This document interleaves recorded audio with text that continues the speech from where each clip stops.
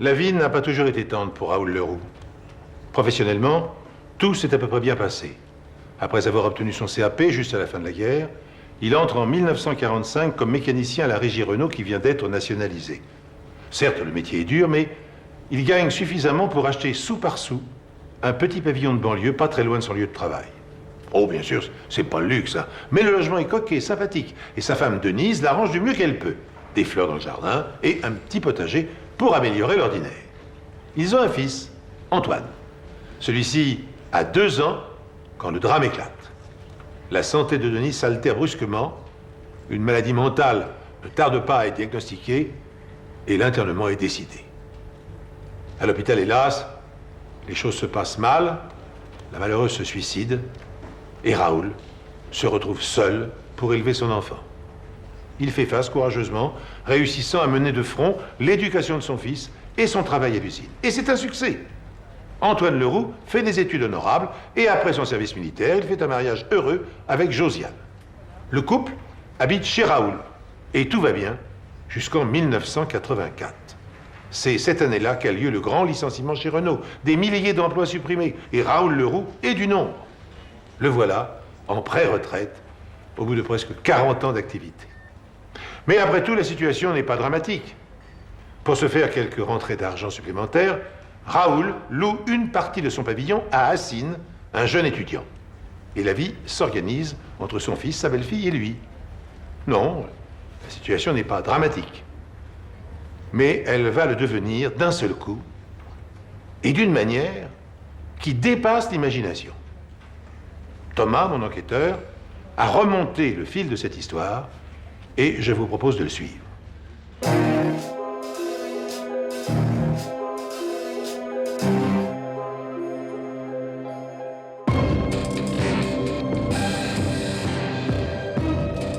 Raoul! Il est 21h lorsqu'Hassine, l'étudiant locataire du studio, découvre un spectacle terrifiant. Papa! Heureusement, Antoine réalise que son père respire encore. Raoul tente de prononcer quelques mots. Dans un murmure, Raoul affirme que quelqu'un a essayé de le tuer avant de sombrer dans l'inconscience sans avoir été plus explicite. Commissaire, à l'époque, cette affaire vous a posé quelques difficultés? Oui, en fait, elle s'est avérée assez compliquée. Alertée par la famille, la commissaire Catherine Michaud se rend à l'hôpital pour interroger Raoul. Son état est grave, mais le vieil homme va s'en sortir. Pour l'heure, il est dans l'incapacité de s'exprimer. Pour moi, ça ne pouvait pas être un suicide. Raoul était physiquement beaucoup trop faible. Comment aurait-il pu trouver la force de se hisser jusqu'à la poutre et d'accrocher lui-même la corde? S'agit-il d'une tentative de suicide maquillée en meurtre ou bien d'une tentative de meurtre maquillée en suicide? La commissaire Michaud penche pour la deuxième hypothèse. Commissaire Michaud.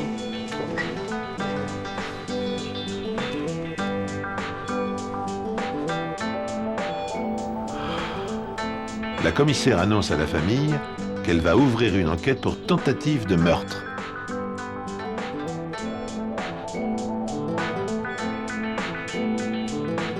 Sur cette image d'un bonheur révolu, Raoul a 28 ans. Il est en présence de la jolie Denise, 25 ans, celle qui va devenir sa femme et qui donnera bientôt le jour à Antoine. L'enquête avance. La porte d'entrée du pavillon et du garage ne comporte aucune trace d'effraction. Le soir du drame, Josiane, Antoine et Hassine affirment n'avoir rien entendu, rien vu. La tentative de meurtre a donc été perpétrée par une personne agissant de l'intérieur de la maison. Donc, si je comprends bien, votre beau-père habitait au premier. Oui, nous, on habitait là, à côté. Et vous, Hassine? Hassine a loué à mon beau-père 3 mois après notre arrivée. C'est Antoine, mon mari, qui a transformé la pièce en studio. Il travaillait sur des chantiers à l'époque. Et vous avez cru une tentative de suicide? Bah, vu ce qu'il picolait, ça m'aurait pas vraiment surpris. Raoul a-t-il des raisons de se suicider à son âge? C'est vrai qu'il ne s'est jamais remis de la mort de sa femme et qu'il se console de bien tristes manières. Raoul Leroux a la vieillesse dépressive et sa belle-fille s'inquiète de le voir boire autant. Il est dans un état d'ébriété quasi permanent, ce qui est parfois difficilement supportable pour ceux qui vivent sous son toit. Se pourrait-il que quelqu'un ait cherché à tirer parti de sa faiblesse pour s'en débarrasser? La commissaire en est là de ses réflexions lorsqu'Antoine lui révèle qu'Hassine et son père se sont violemment disputés la veille du drame. Se pourrait-il qu'Hassine, l'étudiant en droit, soit moins irréprochable qu'il n'y paraisse? On a parlé d'une violente altercation entre Hassine et Raoul Leroux. Vous savez de quoi il s'agissait? J'étais pas là ce jour-là. Mais ça m'a vraiment étonné d'Hassine, qui est d'un naturel calme et poli. J'ai pas touché cette bouteille, Raoul. Dans l'après-midi du 8 octobre, Raoul accuse brusquement Hassine de lui avoir volé une bouteille de vin. Cette fois-ci, c'en est trop. Excédé par les mauvaises manières de Raoul, Hassine, qui ne boit jamais, perd son sang-froid et la dispute éclate. Le vieux, ça m'a tellement dégoûté quand il m'a traité de bougnoule. Du coup, je l'ai traité de raciste. Enfin, si j'avais su les conséquences, j'aurais mieux fait de me taire ce jour-là. Le piège se referme sur l'étudiant studieux et sans histoire. Hassine Aoud devient le suspect numéro 1 de la commissaire qui le met en garde à vue.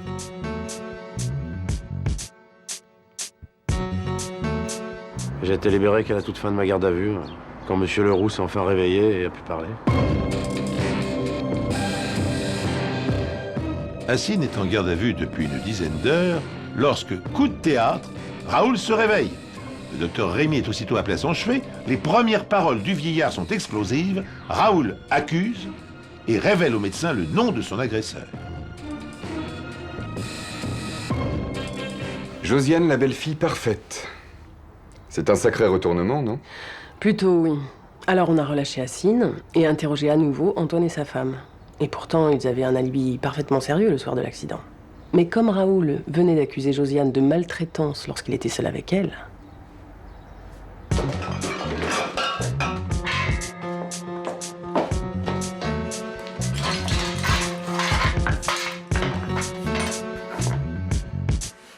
Quel serait le mobile de cette tentative de meurtre? Josiane vouerait-elle une haine tenace envers son beau-père au point de vouloir l'assassiner? Antoine a-t-il menti pour fournir un alibi à son épouse? Pour l'heure, Raoul se confie à son médecin et lui fournit quelques détails. Mais que vous disait Monsieur Leroux à vous, médecin? Ah bah lui, il ne cessait de dire que sa bru n'avait qu'une idée en tête, c'était se débarrasser de lui pour qu'elle puisse récupérer la maison pour elle toute seule. La commissaire découvre qu'Antoine et Josiane habitent avec Raoul par manque d'argent autant que par piété filiale. La façade tranquille du petit pavillon masquerait-elle une situation plus trouble qu'il n'y paraît? C'était horrible. Et tellement injuste. Vous savez, j'ai perdu mon père très jeune. Alors je faisais de mon mieux pour qu'il m'accepte. Je me mettais en quatre pour lui faire plaisir. Mais il n'y a rien eu à faire. Docteur Rémy, quel a été votre sentiment après l'examen médical de Raoul Leroux? Aucun signe physique n'était susceptible de nous faire croire aux allégations de Monsieur Leroux selon lesquelles sa belle-fille lui faisait subir des sévices corporels. Mais on pouvait avoir affaire à du harcèlement moral. La commissaire évalue diverses hypothèses. Josiane aurait-elle eu assez de force pour pendre son beau-père au plafond du garage? A-t-elle bénéficié d'un complice pour perpétrer son forfait? Et Antoine, qui a tout du fils dévoué, a-t-il organisé le meurtre de son père avec son épouse? Ou peut-être, Josiane a-t-elle agi seule, poussant jour après jour son beau-père au suicide? Une chose est certaine, Monsieur Leroux a l'air cohérent et lucide, et son accusation est formelle. Et qu'est-ce qui s'est passé après les terribles révélations de Raoul? Ça a été horrible à vivre. J'ai été mise sous surveillance par la police. Mais en fait, tout le monde m'épiait, tout le monde me surveillait. Les voisins, les commerçants. Et même Antoine commençait à me regarder bizarrement. Josiane cherche en vain un soutien dans le regard de son compagnon. Hélas, celui-ci est de plus en plus distant. Antoine n'a jamais été très expansif, mais depuis que son père a proféré ces terribles accusations contre sa femme, il garde une réserve de plus en plus suspicieuse. Et pourtant, c'était lui qui m'avait fait arrêter le travail pour m'occuper de son père. Votre couple a commencé alors à aller mal. J'aimais mon mari. Mais c'est quand Raoul est revenu de l'hôpital que ça commençait à être vraiment dur. Ma vie est devenue un enfer. Josiane est sans travail. Elle est donc dépendante financièrement de son époux. Elle est obligée de déployer des trésors de patience et d'abnégation pour s'occuper de Raoul de retour de l'hôpital. Pourtant, Antoine ne lui est guère reconnaissant. Bien sûr, le couple bénéficie du logement gratuit en échange de ses soins quotidiens, mais est-ce une raison pour accepter tous les caprices de Raoul? Est-ce que finalement, ce n'est pas Josiane qui est harcelée par ce vieillard irascible, ce qui lui donne une bonne raison de vouloir s'en débarrasser. C'était pas drôle pour moi, mais je m'inquiétais surtout pour les problèmes d'alcool de Raoul. J'avais beau essayer de convaincre Antoine de placer mon beau-père, il voulait rien savoir. Et quelle a été la réaction de votre mari quand il a su que vous vous étiez renseigné sur les maisons de retraite? Il est devenu comme fou. De toute façon, il n'y avait plus de place alors. Les jours passent et la situation s'envenime. Raoul fait tout pour rendre la vie de Josiane impossible. Mais en présence de son fils, le vieillard se comporte normalement. Le couple est au bord de la crise. Ils ne se parlent plus et Josiane vit un enfer au quotidien. J'étais quand même pas la boniche à la fin. Il aurait pu appeler tout de même. Et en plus, il mentait. Il soutenait devant mon mari qu'il avait appelé que j'étais encore partie. Et au fil des semaines, les relations familiales se sont envenimées. C'est qu'il fallait l'endurer, le Raoul. Du matin au soir, 24 heures sur 24, répondre à tous ses caprices. Mon mari travaillait sur les chantiers de nuit. Il voyait rien de tout ça. Antoine ne voit rien ou bien ne veut-il rien voir? Josiane s'interroge. Dans quelle mesure Antoine est-il inconsciemment complice du comportement de son père? Nous sommes le 20 novembre, un jeudi. Antoine travaille de nuit sur un chantier. Assine séjourne à Marseille. Josiane se retrouve donc seule avec Raoul.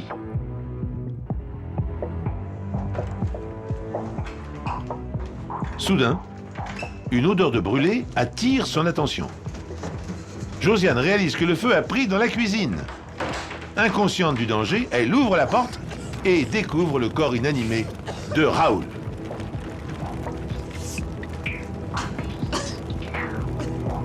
Qui donc a allumé le feu à l'origine de l'incendie?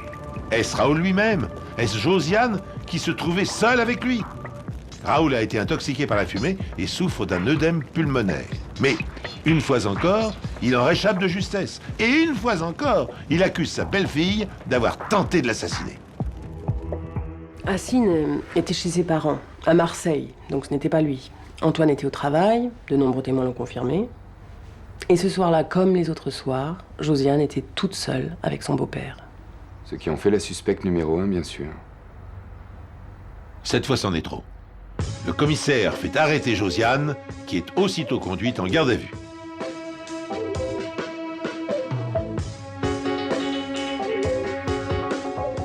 Et qu'est-ce que vous avez ressenti à ce moment-là? Le monde s'est écroulé. On m'a arrêtée devant tout le monde comme si j'étais une criminelle.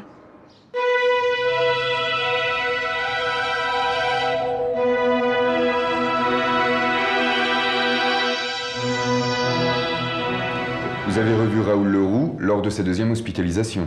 Il était dans un sale état, c'est à peine s'il arrivait à balbutier ses accusations. Est-ce que votre opinion envers M. Leroux a changé à ce moment? Oui, je me suis dit qu'on n'avait peut-être pas pris ses appels suffisamment au sérieux. Je me suis senti quelque part un peu responsable de ce qui lui était arrivé. Pendant sa garde à vue, la commissaire transporte Josiane dans le pavillon pour tenter de la faire craquer. Josiane est défaite, mais elle tient bon. Non, elle n'a pas tenté d'assassiner son beau-père. Vous avez été relâché rapidement? Ils ont bien été obligés, il n'y avait pas de preuves. Et comment votre mari a-t-il réagi? Antoine est complètement déboussolé par les événements. En lui couve une colère sourde qui doit se décharger sur un bouc émissaire. Et c'est Assine qui est sommé de quitter les lieux alors que Raoul vient de rentrer de l'hôpital.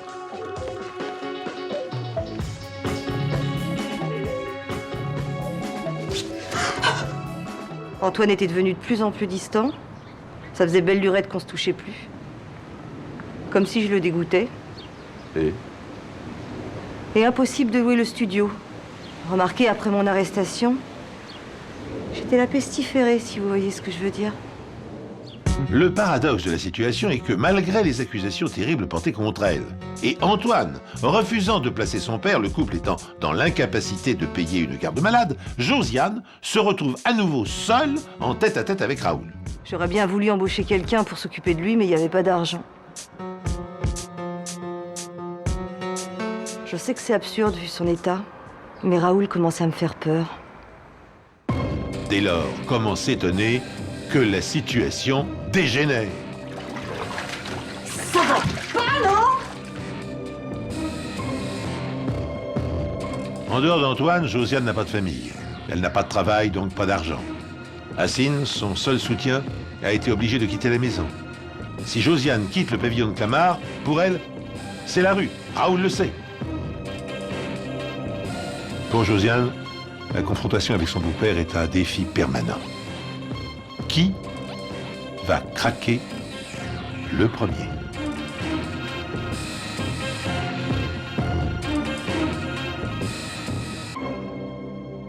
Alors, vous avez eu cet incroyable coup de fil.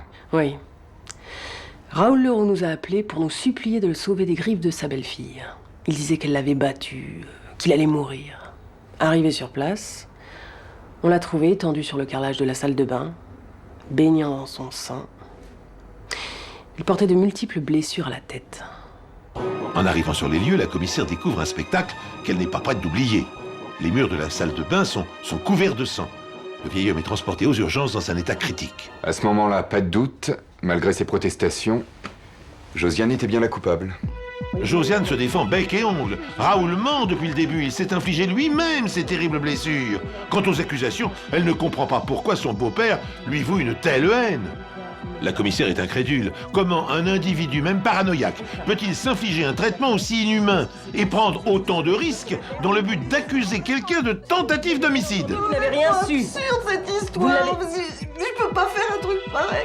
Je ne peux pas faire un truc pareil. Désespérée, Josiane appelle Antoine à l'aide. Il faut qu'il ouvre les yeux. Son père est fou. C'est un vicieux, un pervers, un malade mental.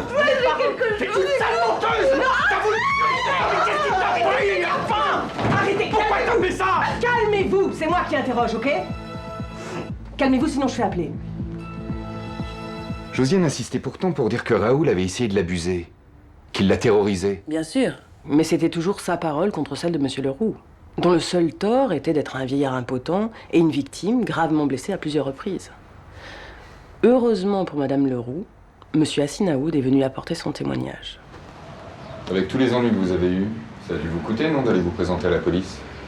J'avais de l'estime pour Madame Leroux. Je pouvais tout de même pas la laisser se faire accuser comme ça sans rien dire.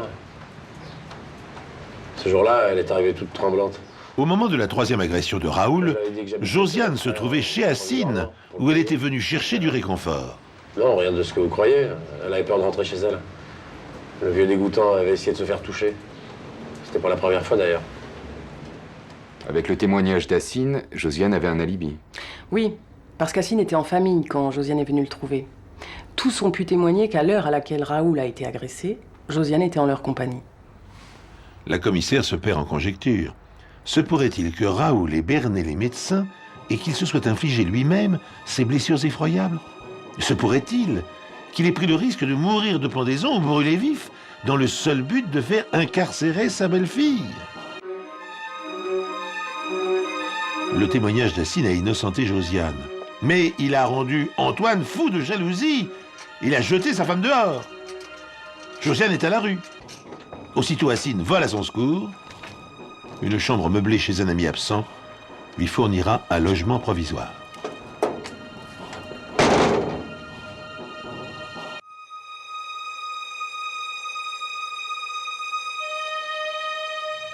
Si ce n'était pas Josiane, de toute évidence, c'était pas non plus un accident. Non. Ce n'était pas en glissant dans la baignoire que Raoul Leroux aurait pu s'affliger ses blessures au crâne. Alors qui d'autre? Et nul autre que lui-même. Mais pourquoi? Aussi incroyable que cela puisse paraître, il se serait automutilé. Vous avez alors conseillé la séparation de Raoul d'avec sa famille. J'ai expliqué à son fils que son père devenait dangereux pour lui-même. Je lui ai même conseillé de le placer. Mais Antoine Leroux a refusé catégoriquement d'en entendre parler.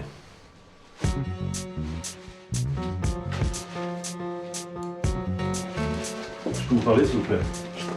Il faut absolument placer votre père. Non. Ça, c'est hors de question, d'accord, hein? C'est ma famille, je peux très bien m'en charger. Alors vous vous mêlez de vos affaires! Au cours d'une visite au domicile de son patient, le docteur Rémy va faire une découverte qui s'avérera cruciale pour la suite de l'affaire. Le regard du médecin est attiré par une pile de documents épars en partie brûlés. Sur ces papiers, quelques mots lui sautent aux yeux. Denise Leroux, hôpital psychiatrique de Charenton. Et c'est comme ça que vous avez eu l'idée de consulter le dossier de la mère. Par chance, les archives de l'hôpital psychiatrique sont conservées au sous-sol. De là, j'ai appris que Denise Leroux avait été internée peu de temps après la naissance de son fils, suite aux différentes plaintes de son mari. Denise Leroux a été diagnostiquée schizophrène. Oui, diagnostic probablement erroné à la lumière des faits. L'aveuglement d'Antoine vis-à-vis de son père a une explication. Sa mère, Denise, a été internée quand il était tout petit. Elle est morte à l'hôpital psychiatrique. Alors, malgré tout ce qu'a fait subir son père à sa femme et à son couple, l'idée qu'il parte lui aussi à l'asile lui est insupportable. De mon côté, j'ai consulté les archives de la police. Et j'ai découvert, preuve à l'appui, que Raoul accusait à l'époque sa femme d'avoir essayé de le tuer à différentes reprises. Et ce sont ses propres archives que Raoul essayait de brûler? Oui. Il avait conservé tous les procès-verbaux de l'époque. Et c'est lui qui avait demandé et signé l'internement de Denise. Les dossiers d'internement de Denise, les mains courantes et tous les documents relatifs aux différentes plaintes qu'il avait déposées contre elle pendant des années, voilà donc ce que Raoul avait tenté de faire disparaître au risque d'incendier la maison. Derrière la façade du vieillard fragile, de la victime ayant échappé plusieurs fois à la mort, se cache-t-il un autre visage, celui d'un homme dangereux? Raoul harcèle-t-il Josiane comme il a harcelé Denise, sa propre épouse, pendant des années? Et Antoine, barricadé dans le souvenir douloureux d'un petit garçon séparé trop tôt de sa mère, laissera-t-il son père détruire sa vie sans réagir? Pendant combien de temps encore Antoine sera-t-il prisonnier de la folie de son père? Josiane partie sans aide à domicile, Antoine n'a d'autre choix que de s'occuper lui-même de son père. Et la vie s'organise tant bien que mal entre le ménage, les courses et les soins quotidiens de Raoul.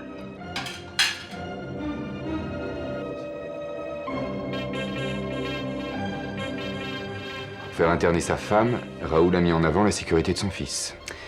Dans cette histoire, c'est ça le plus horrible. Cette pauvre femme a été internée par erreur. Et elle en est morte. Qu'est-ce qui s'est passé? Elle a fini par se suicider. Antoine n'avait même pas 2 ans. Le pauvre. Il a vraiment pas eu de chance.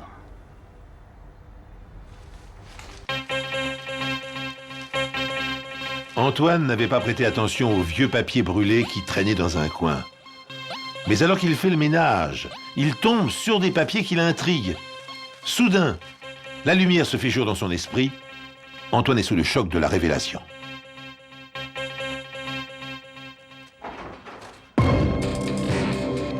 Comment t'as osé faire ça? Tu vas me répondre, blou merde? Comment t'as osé faire ça? Antoine demande des explications à son père. Et tout à coup, c'est le drame. Démasqué, Raoul s'empare du couteau et se poignarde lui-même le ventre. Stupéfait, Antoine tente de le désarmer. C'est alors que Raoul retourne le couteau contre son propre fils. Antoine s'écroule, mortellement touché à l'abdomen.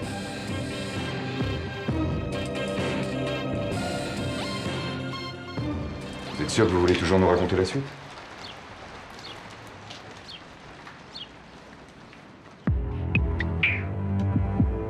Quelques heures plus tard, il fait déjà nuit lorsque Josiane revient au pavillon pour récupérer quelques vêtements. Elle a peur d'une réaction violente d'Antoine ou même de Raoul, c'est pourquoi elle est accompagnée d'Assine qui l'attend au dehors. Heureusement, le pavillon semble vide. Josiane domine son angoisse et elle va rassembler ses affaires. C'est probablement la dernière fois qu'elle met les pieds dans cette maison où elle a passé 2 ans de sa vie. Même si elle a eu tort d'accepter l'inacceptable, Josiane n'y a pas connu que de mauvais moments, du moins au début. Elle parcourt une dernière fois les pièces, une à une, au fil de ses souvenirs. Mais il est temps pour elle de tourner la page auprès d'Assine. Elle connaît enfin un bonheur qu'elle croyait défendu. Quand soudain, Josiane aperçoit un ray de lumière sous la porte de la cuisine.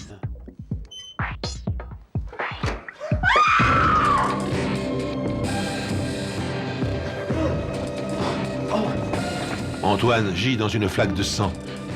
Et Raoul, où est-il? Soudain, un râle affreux attire leur attention. Assine se précipite à l'étage. Raoul, ça va? C'est Denise. Raoul est à l'agonie, mais il trouve encore la force de pointer sur Josiane un doigt accusateur avant de rendre son dernier souffle.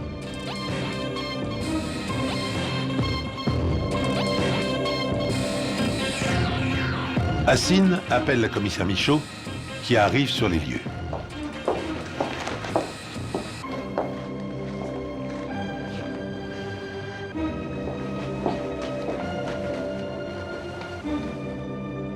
La commissaire ne peut que constater que pour Antoine aussi, il est trop tard.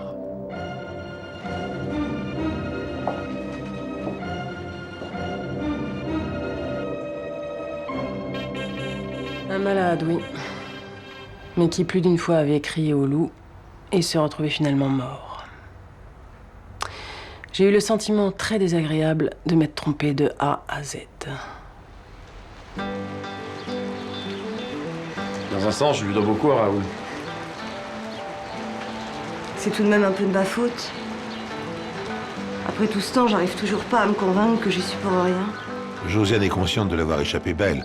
Malgré toutes ces épreuves, la vie lui a réservé une belle rencontre. Hassine a depuis brillamment passé sa thèse de droit, il est devenu enseignant. Josiane a trouvé un travail de vendeuse dans une parfumerie. Mais pourquoi Raoul haïssait-il tant Josiane? Et sa femme? Au point de faire accuser la première et interner la seconde? Pur délire de persécution. Comme Denise, à l'époque, commençait à se méfier de l'état mental de son mari, Raoul avait fait plusieurs dépositions contre elle. Les soi-disant tentatives de meurtre de Denise Leroux. Et Josiane, elle, qui s'inquiétait de son alcoolisme et cherchait à le faire placer, lui a rappelé sa femme. Alors, comme il l'avait fait pour Denise, Raoul a tout simplement voulu punir Josiane.